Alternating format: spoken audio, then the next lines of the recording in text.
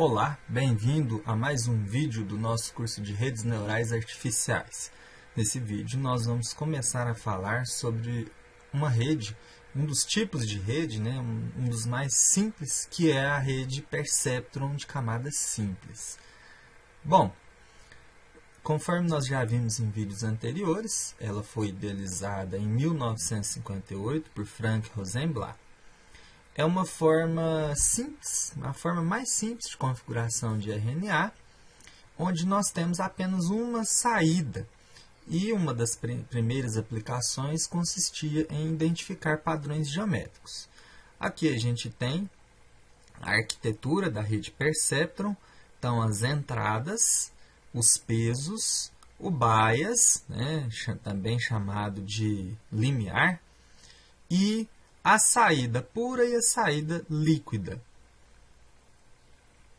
Os elementos da rede, nós temos aí as entradas, representadas sempre pela letra X, que podem ser valores reais ou binários, ou bipolares. Tá? Geralmente, o que se faz sempre é procurar normalizar esses dados, para que uma entrada não sobreponha a outra em termos matemáticos. Talvez, se houver uma discrepância muito grande em uma das entradas, um valor muito grande ou muito pequeno, muito grande em módulo, ele pode tornar um outro valor de entrada insignificante. Os pesos sinápticos, sempre representados pelas letras V ou W, que são valores reais aleatórios entre menos meio e mais meio. O bias, que também é um peso, também entre menos meio e mais meio. A saída pura, que é o resultado da adição do bias com o somatório, a combinação linear. A função de ativação, que é a aplicação da função sobre a saída pura, que aqui a gente utiliza ou a função degrau ou o degrau bipolar. A saída líquida, que é a resposta da função de ativação. O processo de treinamento é supervisionado e o algoritmo de aprendizagem, de atualização dos pesos, é por meio da regra de Hebb. Em termos matemáticos, nós temos que, para encontrar a saída pura, a saída líquida, da rede Perceptron, nós calculamos o somatório dos produtos entre os pesos pelas entradas, somamos com o bias. Se isso for maior ou igual que um limiar, então a saída líquida da rede vai ser 1. Se for menor do que o limiar, a saída líquida da rede será 0. Aqui o limiar, geralmente a gente pode colocar qualquer valor que a gente quiser dentro desse intervalo. Geralmente aqui o normal é se usar 0,5, mas pode ser colocado outro valor dependendo da necessidade. Essa mesma função pode ser alterada para que a gente tenha aqui, ao invés de saída 0, saída menos 1. Tá? E aí o limiar, obviamente, ele muda. Aqui no caso, costuma-se colocar um limiar 0. A gente procura sempre deixar ali na metade. Se a rede tiver duas entradas, então a expressão matemática vai ser a seguinte: V1x1 mais V2x2 mais V0.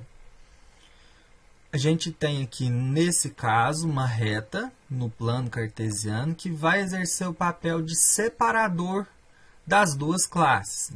Então, rede Perceptron de camada simples só serve para classificar duas classes, verdadeiro ou falso, pertence ou não pertence. É um tipo de rede que só te permite trabalhar com duas classes. Se a rede possuir 3 entradas, então o nosso separador ele vai ser um plano no espaço R3. Se tiver mais do que 3 entradas, então a gente vai ter um hiperplano. A gente já não consegue visualizar geometricamente. Porém, a gente observa que é uma equação linear, vai continuar sendo uma equação linear. Portanto, a característica do elemento geométrico é linear, então é um hiperplano. Aqui a gente tem um exemplo, tá, de duas entradas, uma rede com duas entradas, então uma reta separa os conjuntos das duas classes, né, os azuis do vermelho. Bom, para treinar essa rede, então a gente vai procurar os pesos de tal forma que a gente vai ter aí, né, condições de classificar corretamente o padrão de entrada. Então, na verdade, ao tempo todo a rede vai tentar encontrar os coeficientes da reta, né, no caso se for duas entradas, né, os coeficientes da reta que seja capaz de separar os dois conjuntos. Se forem três entradas, do plano que irá separar os dois conjuntos. Se for mais do que três entradas, do hiperplano. E a forma de atualizar os pesos é dada por essa fórmula aqui, que é da regra de Hebb, né? O peso V novo, né, porque aí a gente vai ter o índice I, indicando a ordem da entrada. Então, para cada entrada, a gente tem um peso, né? Então, se houverem duas entradas, então o I vai assumir os índices 1 e 2. Né? Se tiver três entradas, 1, 2 e 3. De forma que, para cada peso V, você vai atualizar adicionando ao V anterior. Então, o V novo vai ser o V anterior, mais o passo de aprendizagem, a taxa de aprendizagem, que multiplica a diferença entre a saída esperada pela saída produzida pela rede. Então, T vem de target, é o que a gente espera que a rede, né, tenha como resposta, menos o Y, saída que a gente obteve com a rede, vezes a késima entrada de X. E o bias, que tem esse zero aqui, né, a fórmula é muito parecida, só não temos aqui a multiplicação por x, porque o bias ele não lida diretamente com a entrada x. Tá? Ele apenas adiciona a combinação linear. Bom, nessas fórmulas que estão sendo mostradas aqui, o K representa a ordem do padrão amostral que é submetido ao treinamento. Alfa representa a taxa de aprendizagem, também conhecido como passo. Tem alguns autores que utilizam outras letras, né? Tem autores que utilizam o eta, mas a mais comum é o alfa. O valor de alfa ele vai indicar qual a velocidade da aprendizagem. Ele sempre é um valor que fica sempre entre 0 e 1. Por mais tentador que seja ter um treinamento mais rápido possível, é preciso tomar cuidado porque um valor grande pode ocasionar um desequilíbrio no treinamento, uma instabilidade. Então, esse valor aí é um valor que a gente geralmente começa, né, com um valor pequeno e à medida que a gente vai se familiarizando com o problema, até com a nossa própria experiência, esse valor pode ser aumentado. Não há um método determinístico para o valor de alfa. Este valor depende do problema em que se está trabalhando e da experiência de quem está modelando a RNA. Ao longo do treinamento, como eu disse, a rede vai ajustando a reta, plano e hiperplano, até que o separador linear consiga separar os dois conjuntos de amostras.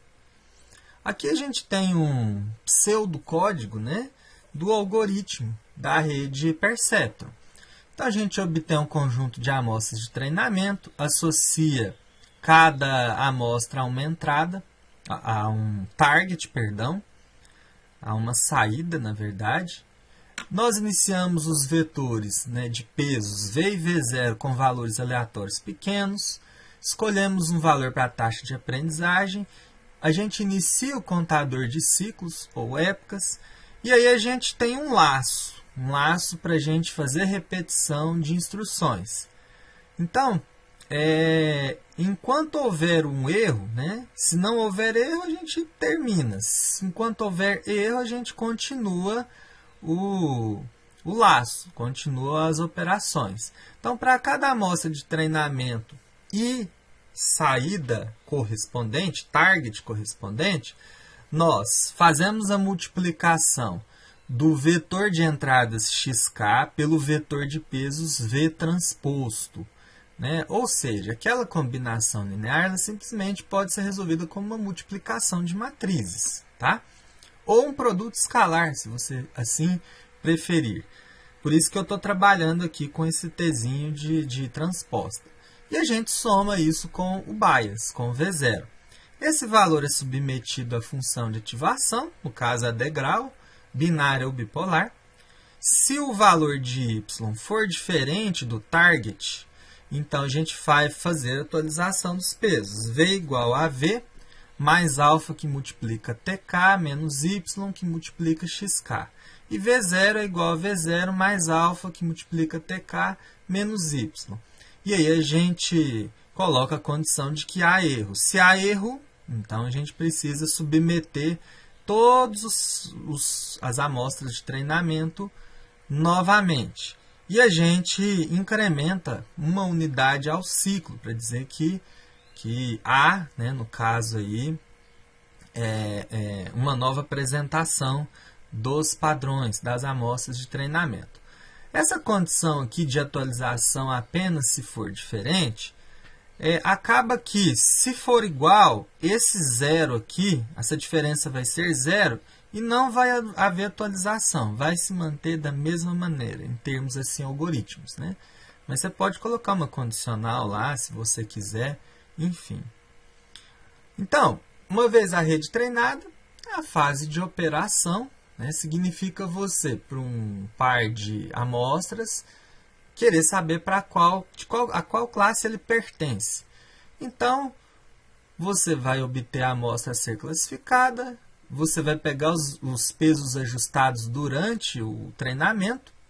Né? Então, treinar a rede consiste em encontrar os pesos ideais para a classificação, para a operação. E aí você vai fazer o seguinte, você vai multiplicar, né, as entradas pelo vetor de pesos, somar com bias, aplicar a função de ativação, né, e aí você vai colocar as duas condicionais. Se y for igual a menos 1, né, então a amostra pertence à classe A, por exemplo. Se for igual a 1, pertence à classe B. Se você estiver trabalhando com saída bipolar. Agora, se for com saída binária, é só mudar esse menos 1 aqui para 0. Bom, e assim nós chegamos ao fim dessa primeira aula de Perceptron de camadas simples, uma aula mais teórica. Na próxima aula a gente vai resolver um exemplo com dados, tá? Dados reais. Desejo a você bons estudos e até a próxima.